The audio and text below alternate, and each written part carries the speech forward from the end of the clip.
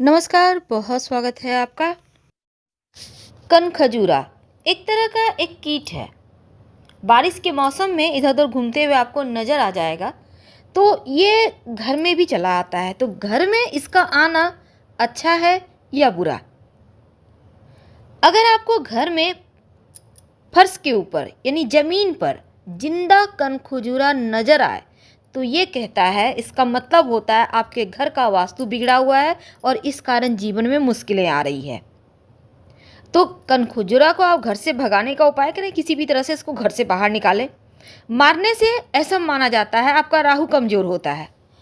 अगर आपके घर के टॉयलेट रूम में, शौचालय जिसको कहते हैं, बाथरूम में, टॉयलेट में, या घर के मुख्य दरवाजे के दहलीज पर, चौखट पर या सीढ़ियों के ऊपर कनखजूरा आपको दिख जाए, याद रखिए, आपके बाथरूम में, घर के मेन डोर के दहलीज यानी जो चौखट होता है उस पर, सीढ़ियों पर अगर कनखजूरा दिख जाए या आपके पूजा घर में दिख जाए तो ये अच्छा संकेत है। कोई शुभ सूचना निकट भविष्य में आपको मिल सकती है। लेकिन आपके घर में, आपके घर के फर्श पर मरा हुआ दिख जाए तो ये माना जाता है आपके घर में कोई मुश्किल आने वाली थी जो टल गई, विपदा टल गई। लेकिन अनजाने में अगर मर जाए कनखजूरा आपसे तो कहीं ना कहीं राहु थोड़ा परेशान कर सकता है, ध्यान रखिए। वास्तु कहता है कि कनखजूरे को स्वास्थ्य के खराब होने का प्रतीक माना जाता है और यदि कनखजूरा किसी व्यक्ति के सिर पर चढ़ जाए तो इसका मतलब है कोई गंभीर बीमारी होगी, इसलिए राहु शांति करवाएं।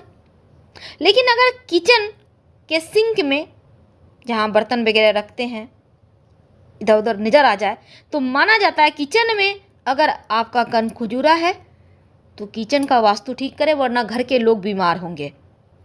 लेकिन अगर मान लेते हैं बाय चांस कनखजूरा आपके पैर हाथ पर चढ़ जाए, बाय चांस, ये अच्छा नहीं माना जाता।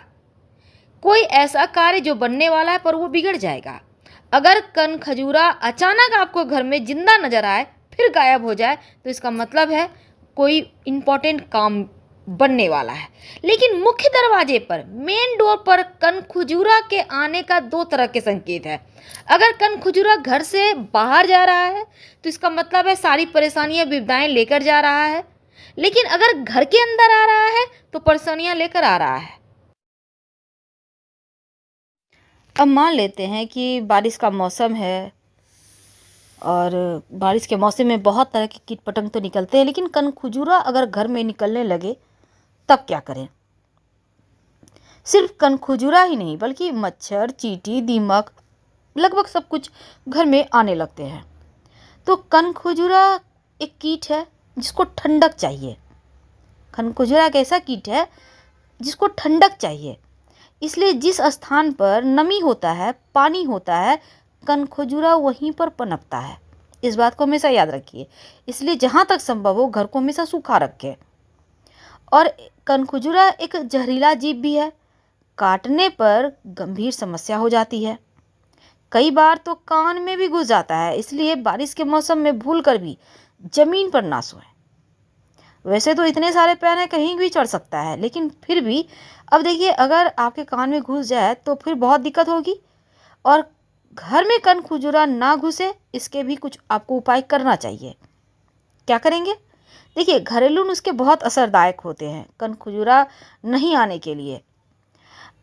अब आपके घर में जहाँ गार्डन है आसपास देखिएगा, गमले वगैरह हैं, वो सब जगह में सड़े गले पत्ते वगैरह हैं, उस सब जगह में हो सकते हैं। जहाँ अंधेरा है, नमी है, वहाँ भी होता है। बेसिन है, कमोड है, इसके अंदर आसपास भी हो सकता है। छुटकारा पाने के लिए एक सिंपल सा प्रयोग है। सबसे बेस्ट तरीका है कि घर के जो फर्श हैं उसको गीला मत रखिए, साफ और सूखा रखिए।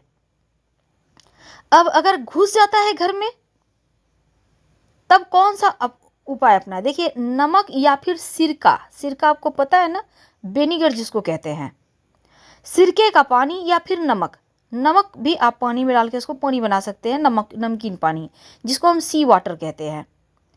और ये जो कनखजूरा होता है, जितने भी कीट पतंग है, अधिकतर को नमक से ज़्यादा परेशानी होती है। जब कनखुजरा काट ले, स्किन से चिपक जाए, तो नमक का ही इस्तेमाल किया जाता है। तुरंत हट जाएगा, उसके जहर भी कम होंगे। और नमक के साथ आप सिरके का भी यानी विनेगर का भी प्रयोग कर सकते हैं। इन दोनों को मिलाकर स्प्रे तैयार कर लें, यानी कि एक बॉटल ले लें, उसमें आप नमक, सिरका, पानी भी थोड़ा सा डाल सकते हैं, उसको आप अच्छे से घोल लें। जैसे कि आधा लीटर पानी लिया तो 1 कटोरी नमक डाल दें, 1 कटोरी विनेगर या सफ़ेद सिरका जिसको कहते हैं वो डाल दें। और अगर आपके घर में डेटॉल वगैरह है तो आप उसको भी डाल सकते हैं थोड़ा सा। अब उसको अच्छी तरह से मिलाएं। अब इसको जो है इस स्प्रे बॉटल में डाल दें और स्प्रे आपको करना है। कहाँ करेंगे? जैसे आप स्प्रे करने के लिए सबसे पहले तो घर के जो दरवाजे के कोने वगैरह हैं जहाँ से आपको लगे कि आ सकता है, उन जगहों पे करें। जहाँ पे जैसे घर से निकलने के लिए कोई छोटे मोटे नाले होते हैं, ड्रेन होते हैं, उन जगहों पर करें, बेसिन के पास करें। तो ऐसे जगह जहाँ आपको लगे कि कनखुजरा दिख रहा है, दिखता है, ऐसी जगह पे स्प्रे ज़रूर कर दीजिएगा। अगर आपके घर के गार्डन में, जहाँ अपने घर में गमले में पौधे लगाए हैं, बहुत अधिक कनखुजरा आ रहा है, तब एक टीन का डब्बा या कटोरी में, याद रखिए टीन यानी कि लोहे का डिब्बा या कटोरी में, स्टील की कटोरी में रिफाइन ऑयल जो होता है ना, उसको भर के रख दें। आप थोड़ा सा कटोरी में थोड़ा सा रख सकते हैं। और साथ ही कनखुजरे को जो है ना, रिफाइन ऑयल का जो महक होता है वो आकर्षित करता है। और कहीं भी रखा हो, कहीं भी बैठा हो कनखुजरा छिपकर, रिफाइन ऑयल जो ऑयल है उसकी महक से वो उस बर्तन के पास ज़रूर आ जाएगा और उसमें डूब भी जाएगा, यानी उसमें अंदर जाएगा ही जाएगा।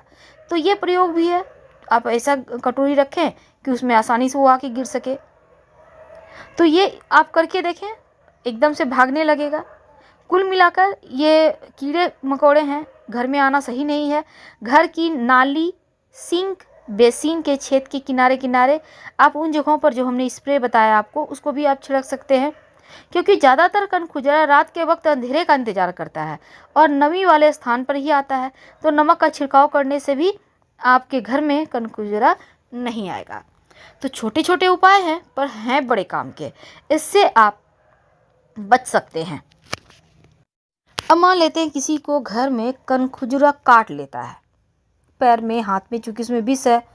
तो कनखुजरे के काटने पर तुरंत आप हल्दी पाउडर, सेंधा नमक सबको मिला के पीस लें और जहाँ पर थोड़ा सा उसमें घी मिला दें, देसी घी, गाय का घी होता है ना, और जहाँ पर कनखुजरा काटा है उस पर तुरंत लेप कर दें।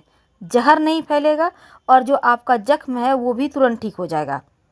वैसे तो कनखुजरे के काटने पर आप प्याज को पीसकर भी उस जगह पर लगा सकते हैं, इससे भी जहर नहीं फैलता है।